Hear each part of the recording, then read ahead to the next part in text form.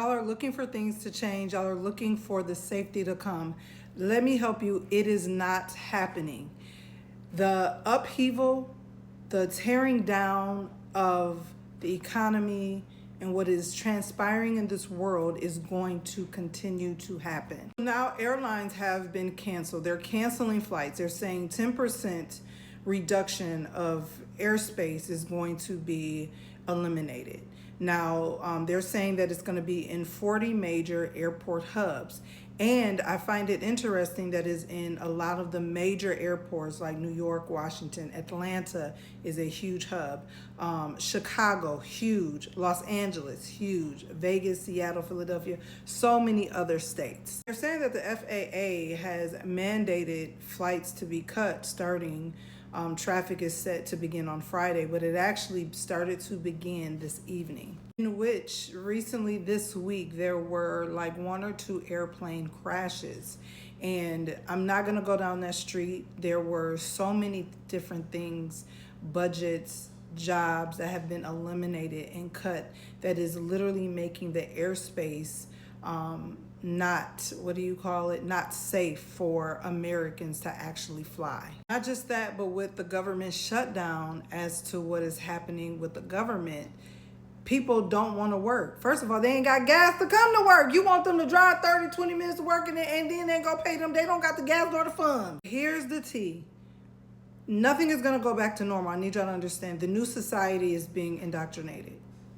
The Bible describes a significant global political and governmental changes in the end times.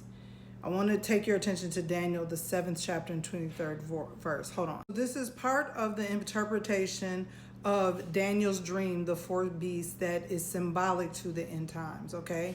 He gave me this explanation. The fourth beast is a fourth kingdom that will appear on earth. Okay, it will be different from all the other kingdoms and will devour the whole earth, trampling it down and crushing it. I want to talk about the 10 kings, the horns. I've done a video on that previously. But what this is describing is the fourth beast, and it's interpreted by many as a future world governmental or government that will basically dominate the whole earth. Something symbolic to note when you go and you read about the fourth beast in Daniel's dream. This dream took place in the first year of Belshazzar, the king of Babylon at the time. If you know, I just did a video talking about how the feast that Belshazzar had and the idol worship, the idol gods, and how it's symbolic to what we see the principal is doing in that big, wonderful, great house and the ballroom. You guys can't tell me that these things are not symbolic and the Bible is not literally prophesying all of this. You will never change my mind on that. What we are seeing is what we just read, a portion of Daniel's dream coming into fruition. We are seeing it now. This is prophetic to these times, to the end times of what Daniel envisioned, what he dreamed. And we are literally seeing how the government, as the Bible has stated, how the government will dominate the entire earth, which includes the fourth beast.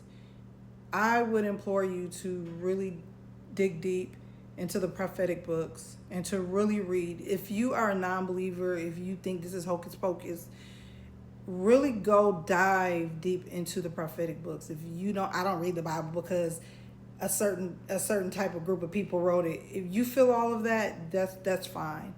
But read it with a pure heart, because these things are coming into fruition and it's deep revelation. It ain't just we reading it. It's a depth and a revelation to what we are seeing in more ways than one. Child, who would have known we would be living in the Bible days, living out the prophetic words?